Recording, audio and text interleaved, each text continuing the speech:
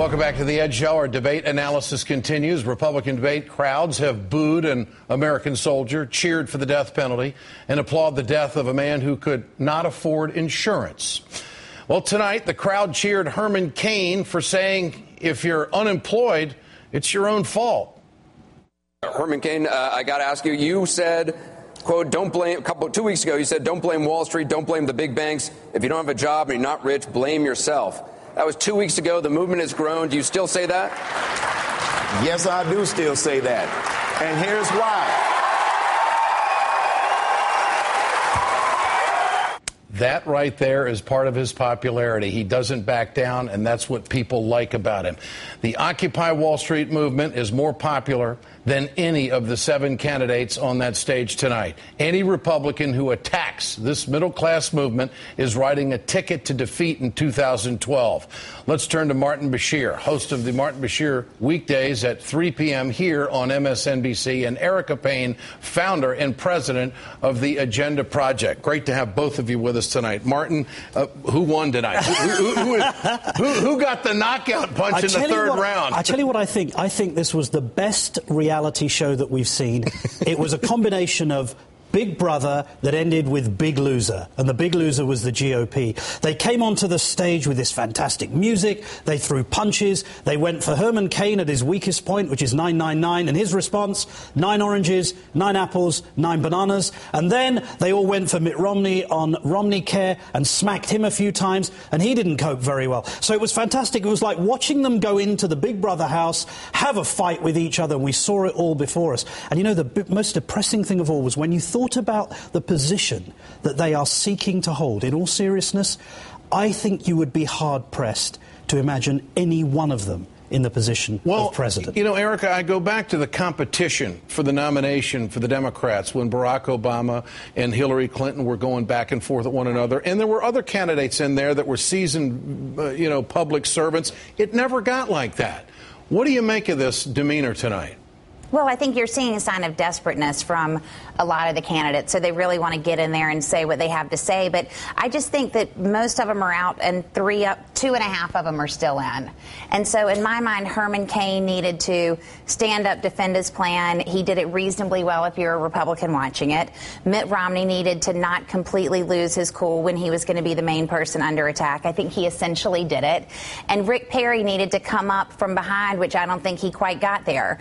Newt's so annoyed he can't even stand listening to the rest of them. I just think he wants off the stage so he can. He's just the older uncle who's had a few too many and he's just sick of the whole thing. Yeah. He looks like somebody's good chief of staff. He really does. He looks like somebody's good chief of staff in this crowd.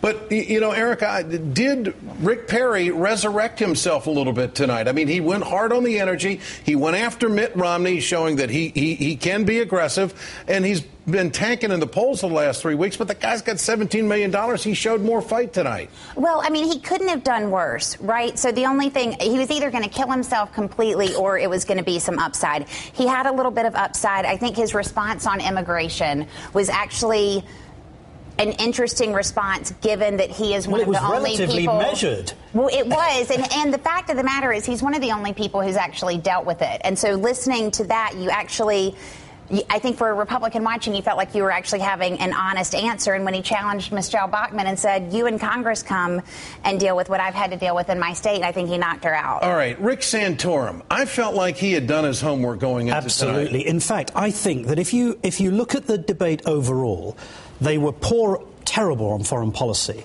They weren't particularly inventive on the economy. Most of them said they wanted to disband regulations and disband government. But actually, if they were running for chaplain-in-chief as the head of the faith, like the parson of the country, then all of them would be pretty good. And Santorum was brilliant in the way he explained how someone's faith translates to values, but you don't judge them as to how they find salvation. And then Rick Perry gave a very robust response on when he was challenged by Romney on the issue of his friend Pastor Jeffress dismissing Mormonism. And then Romney himself was very, very good in making the point on the basis of the Constitution that actually at the end of the day it's not about your religious beliefs that denote whether you're a qualified candidate. So I would say that tonight was brilliant if it was a seminary meeting to select the parson-in-chief for the country. They were all very, very strong on that. But on other issues, it was horrendous. I mean, here's the thing. I agree with you from the political position I sit in, but being from North Carolina, I know a lot of people who are a lot further to the right than I am. And if you think about what will happen, they basically have to win the nomination, but then which way do they tack and what track do they take to try to win? And I think you put Mitt Romney with a VP candidate and Herman Cain, who was obviously gunning for the shot today when he said, yes. Well, you've got your Wall Street experience and I've got my Main Street experience. I mean, what's the next line? Like, let's partner up and go for it, well, will Christian conservatives stay home if Mitt Romney is the nominee? And I mean, I think that this Mormon issue in the South and in North Carolina is going to be big. They want to get rid of Barack Obama. There's no staying home for conservatives. And so you put up two people who ostensibly have business credentials. You know, Mitt Romney looks like a strong figure. I think Herman Cain comes in with some of those like true blue conservative credentials, and that's very tough for the president to beat. Herman Cain gives you the evangelical Republican right. He gives you the Protestant image that Mitt Romney needs if he wants to go in. Chris Matthews was suggesting another character, John Thune, for that position. The same phenomena. Romney is a Mormon, goes in with someone who's a Protestant Christian, and that's the ticket I think you're looking at. Introducing John Thune to the country would be a problem. That's the only thing there. It's a name recognition. Chris is brilliant to say that because I know the guy. You know, yeah, but you're one of the few that does. Yeah, well, I think Jim DeMint would be as good for any of them because somebody's got to deliver the South for this ticket. Totally. No question about it. Martin Bashir, great to have you with us. Erica Payne, thank you so much for being here tonight. More Republican debate coverage ahead. Former Congressman Alan Grayson is coming up. He always has a lot to say. And a couple of highly paid Fox News guys are demonizing the 99% movement. One of them even compared it to the KKK. They're up next in Psycho Talk. And later, in my playbook, Mitch McConnell's latest attack on President Obama is long on fiction and short on fact. As usual, we'll give you the minority leader and a good truth check next.